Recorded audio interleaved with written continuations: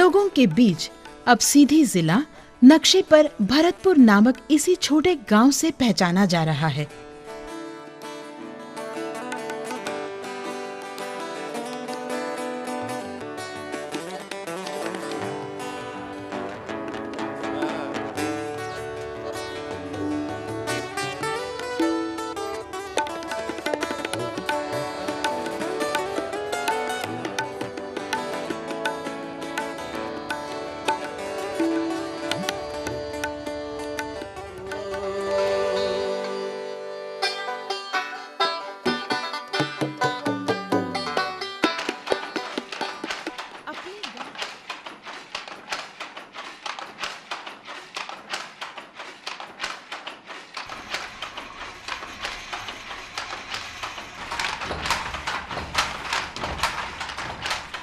भरतपुर सीधी के इस मिश्रित बुनकर समुदाय ने इस नए काम को बहुत ही कम वक्त में साध लिया है।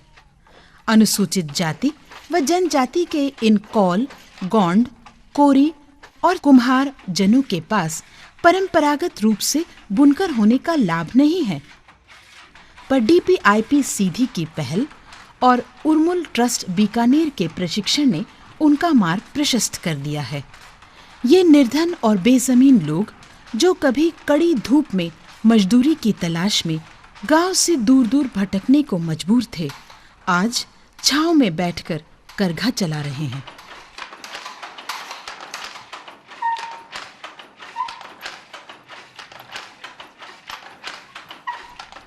मजदूरों और श्रमिकों के ये हाथ अब बहुत धीरज और लगन के साथ एक एक धागा जोड़कर अपनी नई जिंदगी बुन रहे हैं।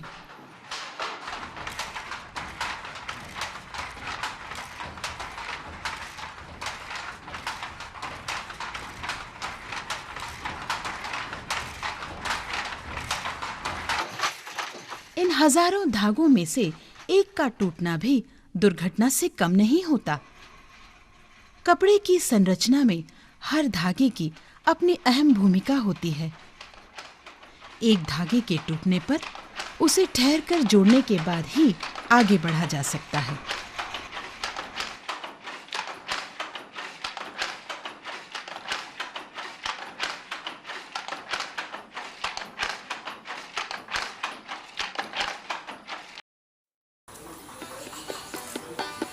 अपने गांव घर में बैठे हुए ही इन स्त्री पुरुषों ने जैसे बाहर की दुनिया को रंग दिया है।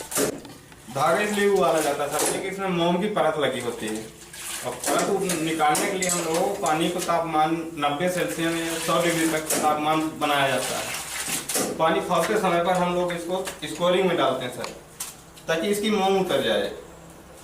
मोम उतारने के लिए हम लोग इसकी स्कोरिंग विधि करते हैं सर। तो हमारा ये मोम उतर जाता है, दूसरे दिन धागे से धुलाई करने के बाद कलर बनाते हैं सर। वो भी कलर बनाते हैं तो हमारी धागे की धुलाई होगी। धुलाई के बाद कलर पकने के बाद ही हमारा ये स्टेप दूसरा रंगाई का चालू होता है। जैसे सर अपने को कलर पकाना है 1 घंटे के तापमान में आपको 60 डिग्री 70 डिग्री तक रखना पड़ता है कलर को करने के बाद।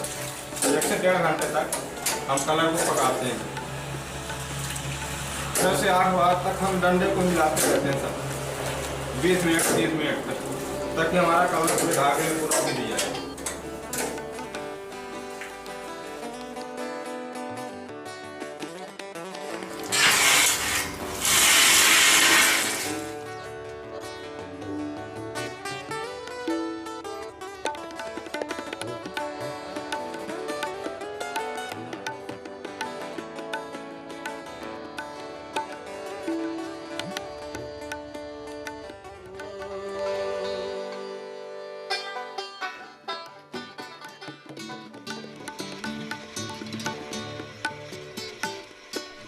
यहाँ से आरंभ होता है हाथों और धागों के बीच एक सुरीला संवाद।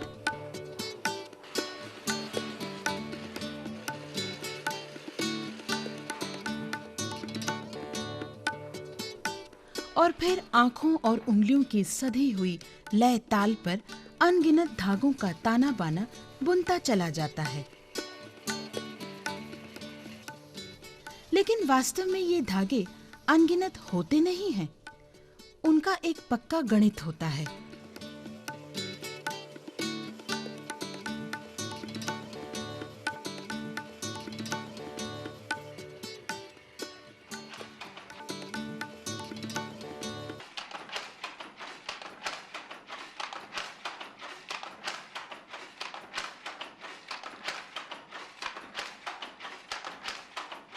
अपने घरों में खपरेल की छतों के नीचे बैठ गर्मी, सर्दी, बरसात से बेखबर ये हाथ नित नए सोपान चढ़ रहे हैं।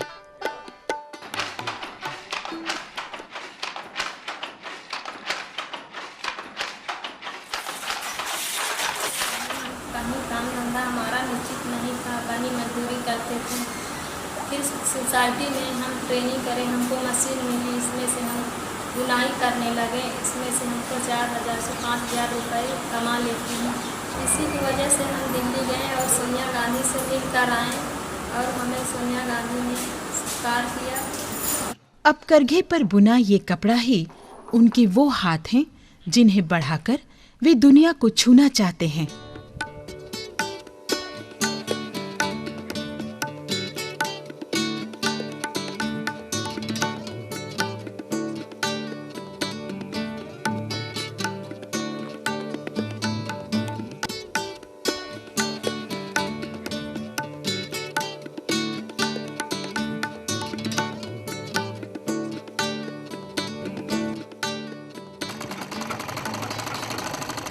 और आधुनिक चाल के ये नवीनतम परिधान भी भरतपुर क्राफ्ट के प्रशिक्षित दर्जियों के द्वारा ही बनाए जा रहे हैं।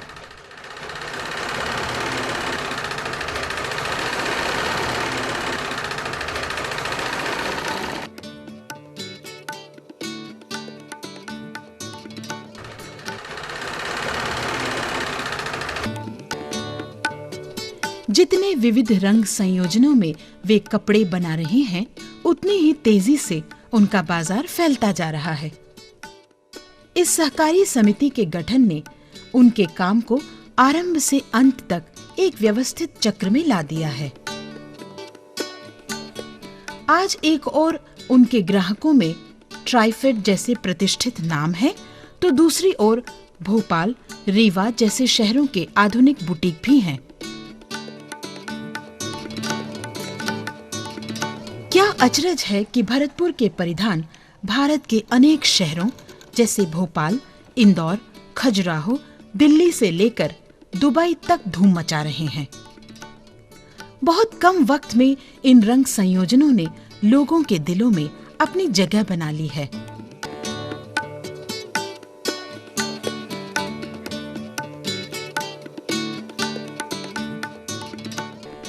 हथकरघा और दस्तकारी के मेलों में लोग इन्हें खोजते हुए दूर दूर से चले आ रहे हैं।